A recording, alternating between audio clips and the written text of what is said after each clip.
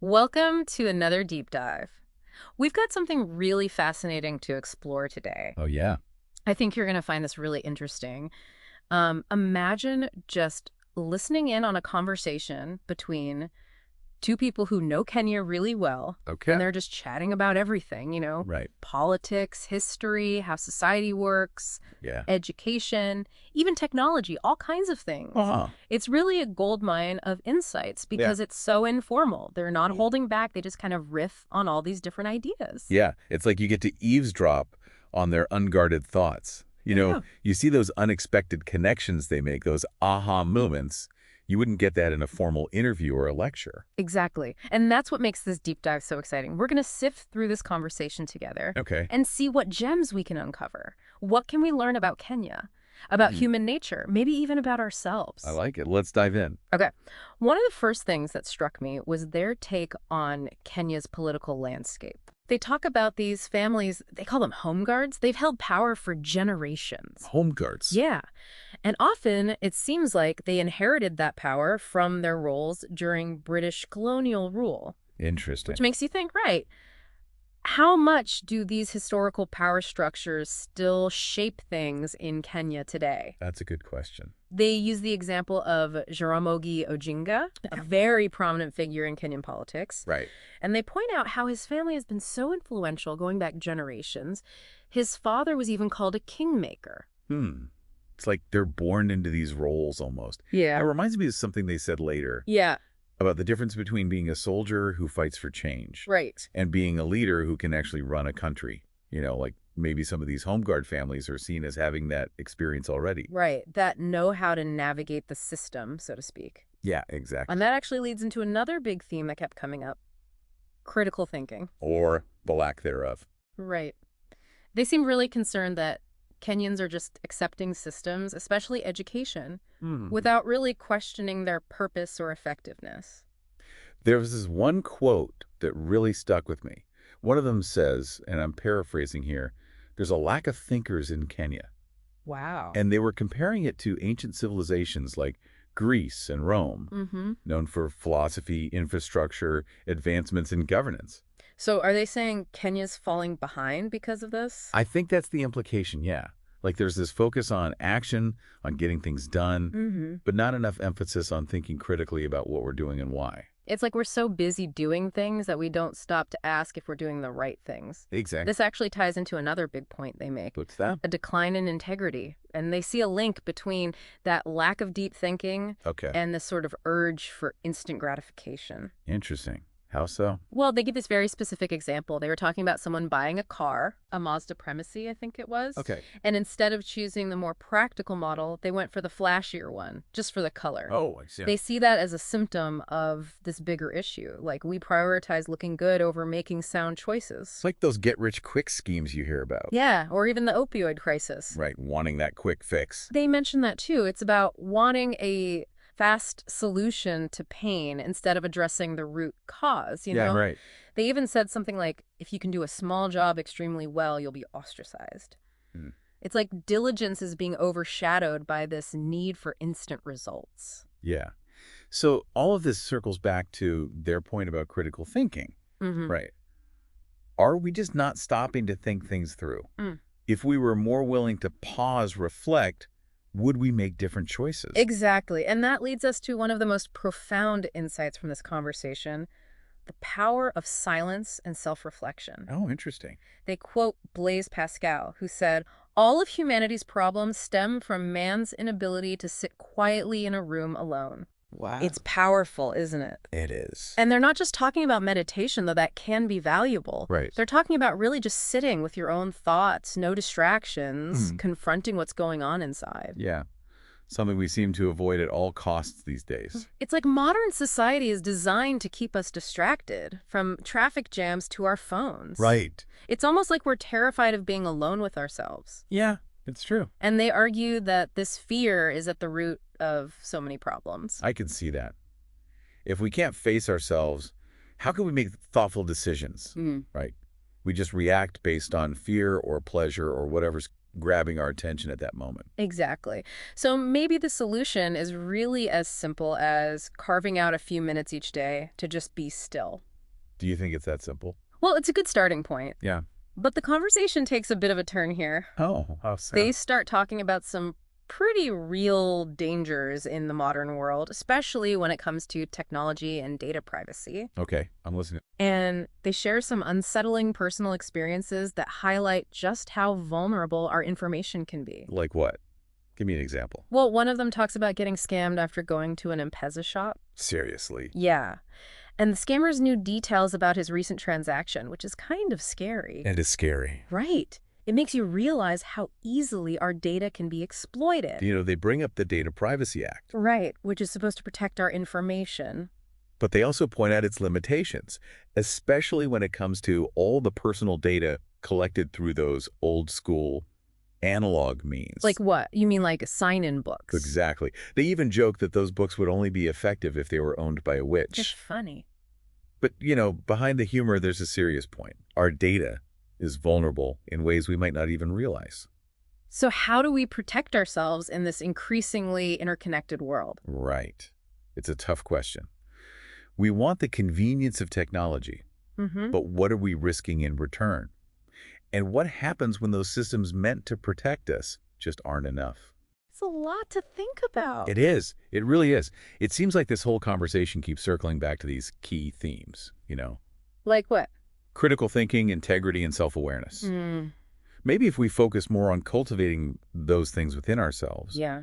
we'd be better equipped to handle these complexities of modern life, both online and offline. I think you're right. It's not just about knowledge. It's about how we use it. Exactly. It's about becoming more conscious, more intentional, and really taking ownership of our choices and actions. That's a great way to put it. As we move on to the next part of this conversation, Oh, yeah. keep thinking about that Pascal quote again. The one about sitting quietly in a room. Yeah. All of humanity's problems stem from man's inability to sit quietly in a room alone. If we truly embraced that, the power of silence and self-reflection, what could we achieve? What kind of world could we create? It's something to ponder as we continue this deep dive. I'm ready. Let's do it. You know, it's almost like we need a collective timeout, a chance to unplug from all the noise and just reconnect with ourselves. I hear you, but how do we do that? Right. When we're constantly bombarded with information. Remember how they talked about that fear of missing out Oh, yeah. that keeps us glued to our screen? It's like we're hardwired for it. Right. That need to know what's going on. But it can be exploited too, you know? How so? Think about it. Advertising, the Right. news cycle, even those social media algorithms, they all thrive on our need to stay connected, Yeah. even if it's not good for us. It's like an addiction Yeah. to that constant dopamine rush Yeah. of information and updates. Makes it so much harder to step back and actually think. Right, and engage in deeper, more meaningful reflection. It's like that Mazda Primacy example again. Oh, yeah. Choosing the flashy car over the practical one? Just for the color, It's that same impulse. for instant gratification. Exactly. That yeah. keeps us from making conscious choices. Okay, so let's say we recognize the problem, right? We see that we're too distracted, too hooked on instant gratification. Okay. We want to change. Where do we even begin? Well, they talked about how lawyers used to approach cases. Right. Really digging deep, analyzing every angle, understanding all the nuances. Right. They contrasted that with a more modern approach. Right. Where lawyers might just skim the surface. Right, just present a quick argument. Exactly. And they even suggested that universities should set up mock courts to really test these cases. Yeah, I remember that. To encourage law students to really engage deeply with the material. Like rediscovering the joy of intellectual exploration. Yes. Wrestling with complex ideas. And that applies to all of us, right? Not just lawyers. Absolutely. What if instead of just passively consuming information, we actively engaged with it, questioned our assumptions, explored different viewpoints, really trying to understand the why behind the whats? So instead of just scrolling through headlines, we take the time to read articles in depth, do some research, have those thought-provoking conversations. Become active participants in our own learning. Exactly. And that brings us right back to the power of silence and self-reflection. Right, because when we create that space for quiet contemplation, it allows our minds to process information, you know, to connect the dots. To form our own opinions. Exactly. We're building those mental muscles that are needed for critical thinking. And making informed decisions. It's not just about sitting in silence. It's about what we do with that silence. It's about reflecting, analyzing, making those connections. Turning inward to really gain a deeper understanding. Of ourselves and the world around us. And maybe in doing so, we start to break free from that cycle of instant gratification. Yeah, maybe we rediscover patience. Diligence, integrity. It's about reclaiming our ability to choose how we engage with the world. Instead of being swept along by that current of constant stimulation. It's about becoming the captains of our own ships. Yes. Navigating our lives with intention and purpose. I love that. It's a journey, though, not a destination. Right. We'll have times when we slip back into those old patterns, get caught up in the noise. Yeah. Forget to listen to our inner compass. But the key is to keep practicing.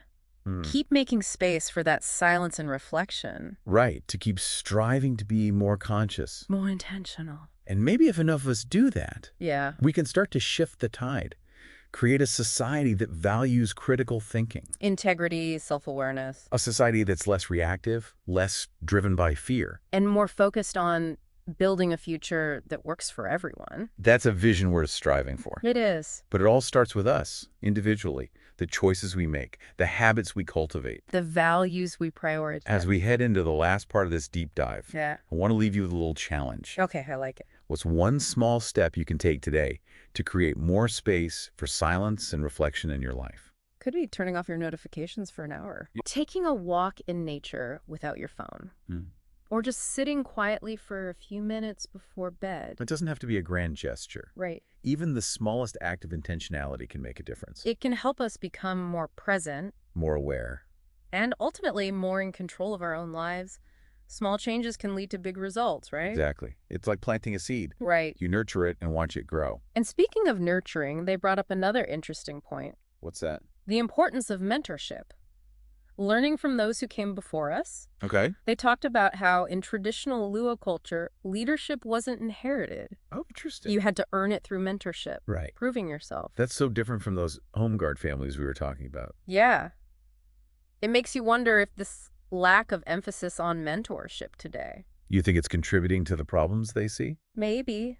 If we're not actively seeking guidance from those with more experience, are we just reinventing the wheel each generation? Missing out on those valuable lessons. And maybe repeating the same mistakes. Right. We need those elders, those mentors to guide us. Yeah. Share their wisdom, help us navigate. Especially when things get complicated. And it doesn't have to be formal mentorship programs or anything like that. Just seeking advice from elders in your community. Your parents, grandparents. Even reading books by people you admire. It's about being open to learning from others. Yeah. Recognizing that we don't have all the answers. That humility is so important. For growth, both for ourselves and for society. The more we acknowledge our own limitations, Yeah. the more open we are to wisdom from others. And by doing that, we not only expand our knowledge, but we strengthen those community bonds. Yeah, we create that culture of shared learning. Where knowledge is passed down. From generation to generation. It's like we're building a bridge. Between the past, present, and future. Exactly. And we become part of this larger story. Yeah. Understanding our responsibility to learn from the past. And share what we've learned with the future. You know, that brings us to what I think is the most powerful takeaway from this whole conversation. What's that? It's not just about what we know, it's about how we use it to make the world a better place. To make a positive impact. To recognize that our lives are interconnected. And our actions have consequences. It's about making choices that benefit not only ourselves, but our communities, future generations. Beautifully said. It all comes back to the power of silence and self-reflection, doesn't it? In those moments of stillness, Yeah. That's when we connect with our values, our purpose. Our responsibility to the world. That quiet space becomes a wellspring of inspiration. It guides us toward a more meaningful life. This conversation has been amazing, hasn't it? We've covered so much ground. I know. From Kenyan politics and history to integrity and self-awareness. To the power of silence and data privacy. It's incredible how it all connects, you know? Yeah, it really reveals a lot about human nature and the choices we make. And that's what we're all about here on The Deep Dive. Sparking your curiosity, those aha moments. That make you want to keep exploring. So to wrap things up, Okay. I'll leave you with one final thought to ponder. Okay, hit me. If our individual choices shape the world around us, what kind of world do you want to create? What a powerful question. What values will guide your decisions? What legacy will you leave behind? That's something for all of us to think about. We'd love to hear your reflections. Yeah, share your thoughts with us on social media. Until next time, keep exploring Keep questioning. and keep diving deep.